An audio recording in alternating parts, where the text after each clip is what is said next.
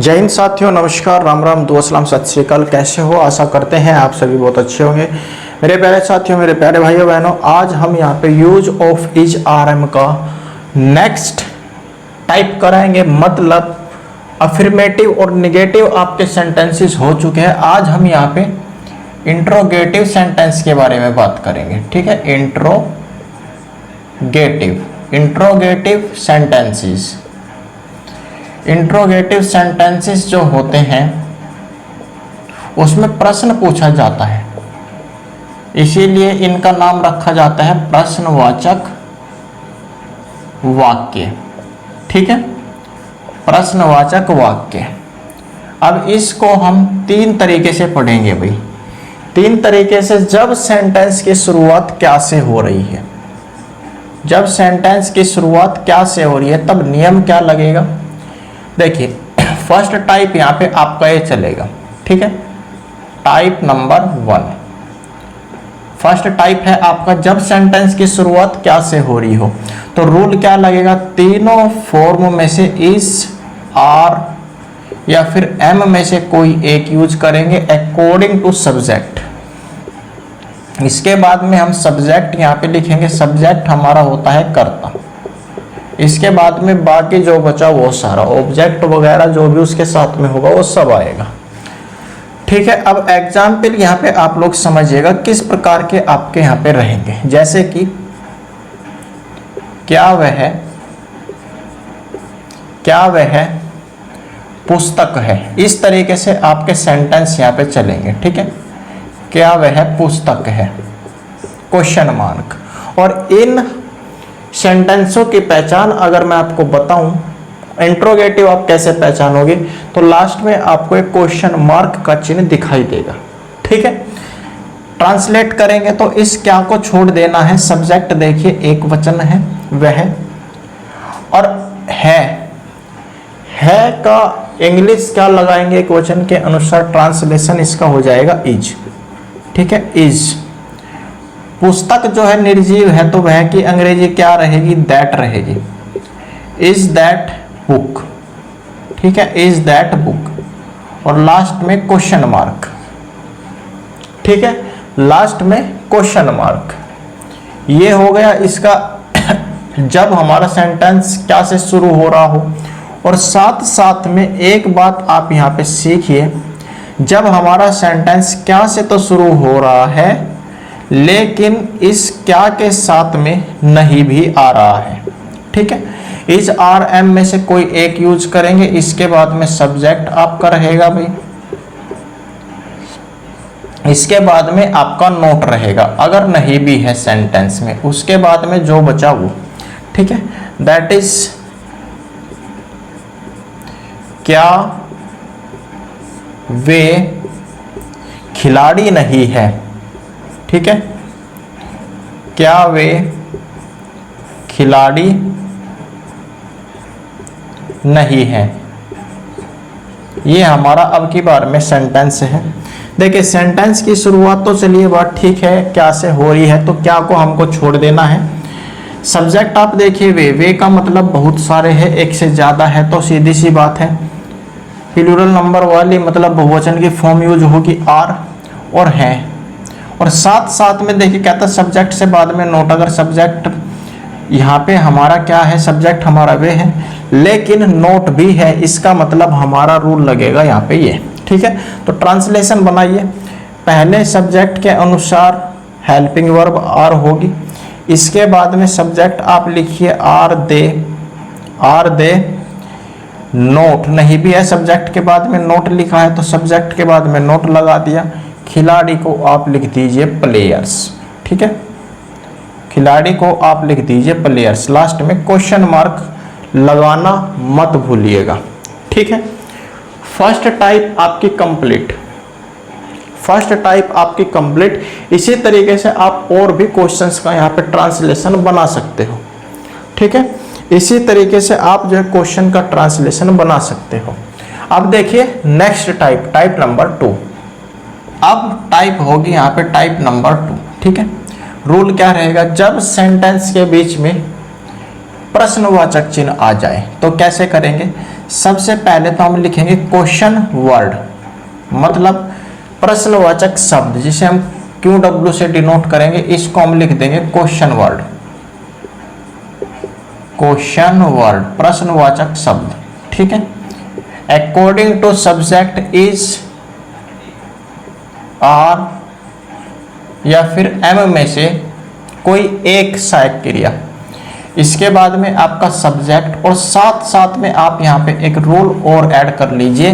अगर question word है sentence के बीच में और साथ साथ में आपके नहीं भी दिया गया है तो सब्जेक्ट के बाद में नोट, बाकी जो बचा उसको आप लिख देना है ट्रांसलेट करके, ठीक है। देखिए कैसे एग्जाम्पल यहाँ पे देखिए, वह अच्छी खिलाड़ी, वह अच्छी खिलाड़ी क्यों नहीं है, वह अच्छी खिलाड़ी क्यों नहीं है, ठीक है। ये हमारा एक सेंटेंस है भाई, लास्ट में क्वेश्चन मार्क, तो पता चल रहा है कि ये हमारा प्रश्नवाचक वाक्य है। मैंने यहाँ पे बताया है कि अगर सेंटेंस के बीच में क्वेश्चन वर्ड प्रश्नवाचक शब्द आया है तो इसको सबसे पहले ट्रांसलेट करके लिखना है। क्यों का ट्रांसलेशन जो होगा वो होगा वाई, ठीक है। इसके बाद में हम चलते हैं इज आर एम में से कोई एक किसके अनुसार लगेगा, सब्जेक्ट के अनुसार। वह मतलब हम इशारा करके बोल रहे हैं वह। और लास्ट में आप हेल्पिंग वर्ब से भी पता लगा सकते हो, किस तरीके से हमने बताया है लेक्चर नंबर 1 में आपको कंप्लीट कहा है जब हमने इज आर एम यहाँ पे बताया था, ठीक है। तो है एक वचन है, एक वचन होगा लड़की है, क्या है लड़की है। और साथ साथ में देखिए भाई नहीं भी आया है, मतलब ये रूल हमारा यहाँ पे फॉलो करेगा। लड़की है तो वह की अंग्रेजी सी लगेगी, उससे पहले हमें हेल्पिंग वर्ब एक वचन के अनुसार इज लगा देना है। Why is she, why is सी।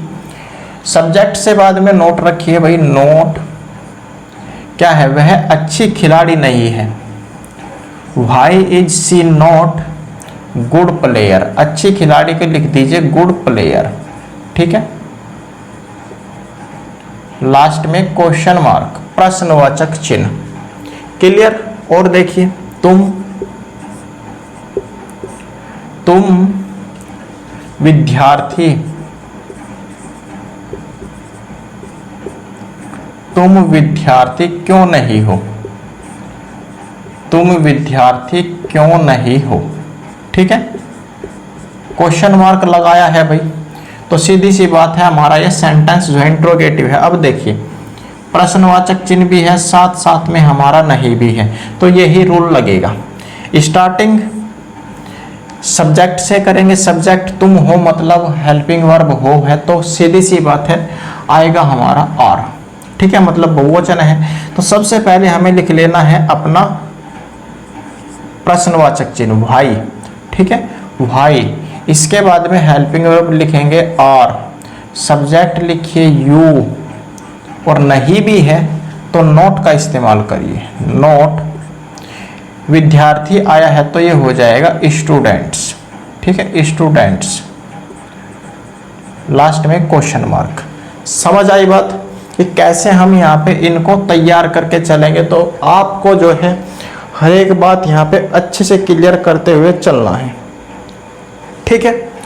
इस तरीके से हम इन सेंटेंस को यहाँ पे बनाएंगे। एक प्रयोग और आप समझिए जिसमें हम प्रयोग करेंगे मैं के साथ हेल्पिंग वर्ब क्या लगती है, एम लगती है, ठीक है, एम लगती है। चलिए अब देखते हैं नेक्स्ट। चलिए अब चलते हैं नेक्स्ट एग्जाम्पल की तरफ। मैं अच्छा गायक, मैं अच्छा गायक क्यों नहीं हूं। अब की बार हमारा सेंटेंस ये है, ठीक है, मैं अच्छा गायक क्यों नहीं हूं। लास्ट में क्वेश्चन मार्क, बीच में प्रश्नवाचक शब्द, तो इसको आप शुरू में उठा के लिख दीजिए भाई। हूं के साथ हेल्पिंग वर्ब हमेशा एम आएगी, याद रखिएगा, ठीक है, एम। सब्जेक्ट क्या था आपका, आई था, तो आई के साथ फिर भी एम यही आना था। अब सब्जेक्ट है हमारा मैं का इंग्लिश ट्रांसलेशन आपका आई होता है, ठीक है। आई नहीं भी है तो नोट लगा दीजिए। वाई एम आई नॉट, अच्छा गायक, मतलब अच्छे का गुड और गायक का आपका होगा सिंगर। क्लियर है भाई, ये हो जाएगा इसका ट्रांसलेशन। और देखिए ये है क्या है, एक हमने यहाँ पे सेंटेंस लिखा है, ये है क्या है, ये है क्या है। आप बोलोगे यह एक मार्कर है। मैंने क्वेश्चन किया कि यह क्या है, ट्रांसलेशन कैसे बनाएंगे। बीच में आपका प्रश्नवाचक चिन्ह है, बीच में अगर प्रश्नवाचक चिन्ह है तो सब्जेक्ट देखिए ये है, उसी के अकॉर्डिंग आपको हेल्पिंग वर्ब लगानी है। सबसे पहले हम रखेंगे इस प्रश्नवाचक शब्द को शुरू में, क्या कि अंग्रेजी व्हाट होती है, सब्जेक्ट एक वचन है तो हेल्पिंग वर्ब भी एक वचन की लगेगी, इज। अब दिस मतलब सब्जेक्ट यहाँ पे है, ये है कि अंग्रेजी क्या होती है, दिस होती है। अब और यहाँ पे नहीं तो है नहीं, ना ही कोई ऑब्जेक्ट है, ठीक है। अब यहाँ पे ये बताइए सब्जेक्ट से बाद में कुछ और दिखाई दे रहा है, आप बोलोगे भैया नहीं, अगर नहीं है तो क्वेश्चन मार्क आपको यूज कर देना है। क्लियर है भाई, बताइए कोई क्वेश्चन डाउट आपका हो तो आपको उसको डिस्कस करना है। तो पहले साथियों ये था आपका use of is are am का इंट्रोगेटिव सेंटेंस का सेशन। उम्मीद करते हैं कि ये आपको कंप्लीटली क्लियर हो गया होगा। कोई डाउट आपका रहता है तो आप उसको कमेंट सेक्शन में पूछ लीजिएगा। मिलते हैं आप लोगों से नेक्स्ट क्लासेस में, तब तक के लिए नमस्कार, जय हिंद, जय भारत।